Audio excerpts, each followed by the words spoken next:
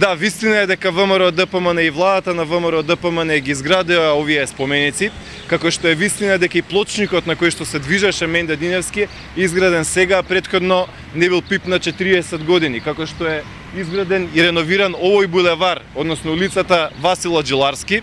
и градската болница со несовремена опрема, вклучувајќи ги сите болници во Македонија со опрема од повеќе од 100 милиони евра, како што е вистина дека има и 700 милиони евра во земјоделието во текот на овие години, а претходно имаше вкупно 20 за 4 години, наспроти нашите 700, како што е вистина дека и овие автобуси кои што ги гледаме исто се набавени од владата на ВМРО ДПМН, така што во тој дел вистина е дека ние вложуваме, дека правиме, дека создаваме и дека нашите дела се видливи.